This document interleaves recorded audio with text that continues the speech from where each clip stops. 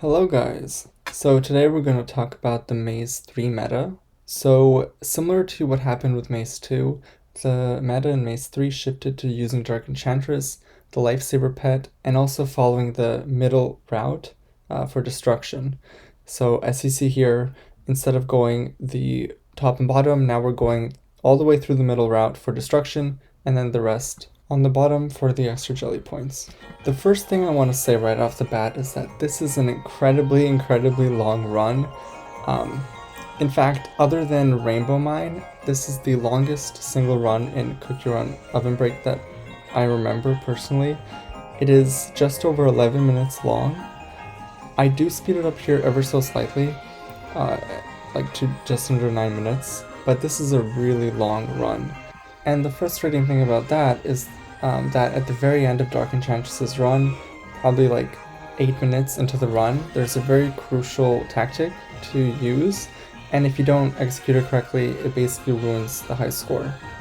You can still get a really high score even if you don't, execute it perfectly, but I guess if your goal is to score like near the top of the leaderboard, then this is a deal breaker, and you would have to, redo those 8 minutes and hopefully not mess up that time.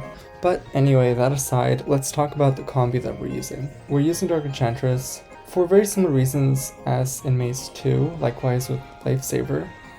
Both destroy obstacles quite frequently, with Dark Enchantress's skill and sub-skills, and then Lifesaver's skill. All of them destroy obstacles, and I found that, pretty much every obstacle in this course gets destroyed eventually by one of those. Including the manuscript, which also does that. So Dark Enchantress contributes to the length of this run as being one of the most aggressive energy gainers in the entire game. She regenerates a lot of energy during her skill, and also Lifesaver regenerates a lot of energy. The other sort of final source of small energy gain is the treasure map. I believe the treasure map, though, is used mostly, well, one for the energy. You'll see at the end of Dark Enchantress's run, the amount of energy she has is, pretty perfect for getting the last ability out, but also the boost from the treasure map allows Dark Enchantress to sort of land exactly where she needs to in the map to execute the tactic I was foreshadowing earlier. However, before we get there, during the entire length of this run, it's really important to focus on collecting as many jellies as you can. As you can see, we do have a small magnet because of one of the skills in the skill tree, but it's quite weak. It will not attract all the jellies. You really need to be quite precise if you want to grab the majority of them. It took me probably a couple dozen, or closer to a dozen attempts to figure out how to jump into a lot of those circular formations. And I guess that just comes with practice. There's definitely a lot of room for improvement in my run, and because of the fact that all the jellies are worth so many points in this maze, any little chunk of jellies here and there adds up quite quickly to tens of millions of points being lost. The other sort of type of jellies I really wanted to highlight here is the gems from the obstacles being destroyed. They are magnetic, like more magnetic than normal jellies, but they're not completely magnetic. And what I mean is, if you destroy an obstacle in the very top and it spawns those gems at the top, you will not magnetize them. Like, you need to jump for them. So remember to do that, and I do that in a few places here. But coming up here is one of the most important parts of this run. After Dark Enchantress's next ability, you will need to miss intentionally a few turbo boosts. And I'll slow them down just so you can see exactly which ones I mean. But the reason we do this is because at the very end of Dark Enchantress's run, you'll see that where we end is really important so that we can rescue properly. So here it is. We skip that first turbo, and we also skip this second one coming up above there. I slide just to destroy the obstacle, grab the star jellies, but do not grab the turbo. And then the rest of the turbos you can grab as you normally would. So that was the first important part. Make sure you skip both of those turbos. It will put you in a really good spot at the end of Dark Enchantress's run to execute the tactic. But yeah, other than that, I will leave you guys to spectate this run, and I'll come back at the end of Dark Enchantress's run.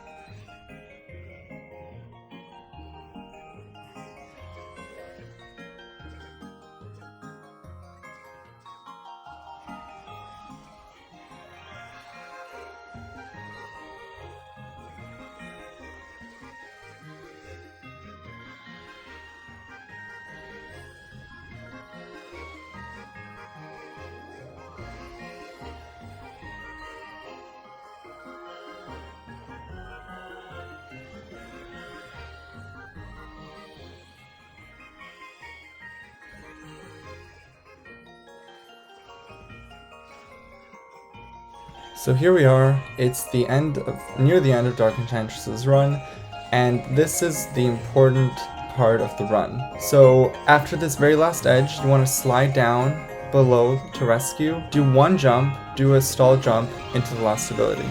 Because we missed the turbos earlier on, it actually ends up perfectly that when we slide off the edge, we have just enough energy to stay under the platform, and then do some stall jumping at the bottom before rescuing, and then continue doing stall jumping into the last ability. Something I want to point out, very important, you have this thing, I don't know what you call it, the thing that generates a lot of these beads. You have it right after you rescue, and I found that if you do a really long double jump to stall longer before rescuing, you will not be able to hit it. So you need to do a single jump before rescuing. And of course, this is a little riskier because if you don't stall enough after the rescue, you won't get Dark Enchantress's ability out.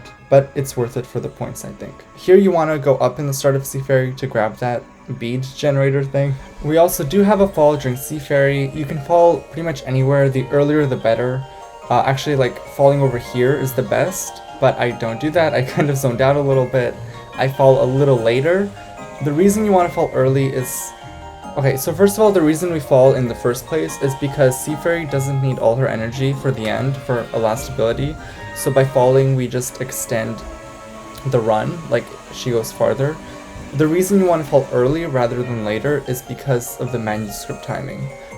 By falling, you offset the manuscript to activate later in the course. And the timing just works out better. I did a little experimenting, here's where I fall. I did a little experimenting and the manuscript timing works a lot better to attract more jellies if you fall really early.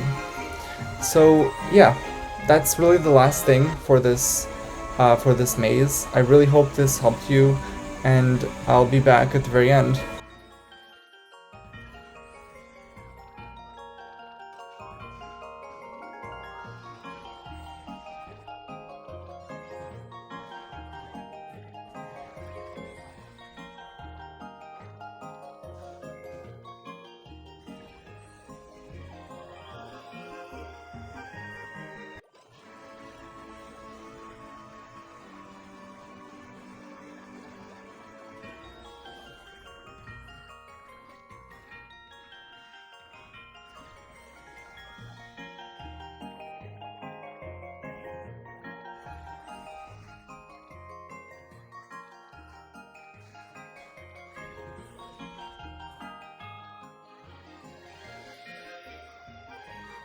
Here we are at the end of Seaferry's run, her last ability. As promised, she has energy to spare, so falling didn't affect it.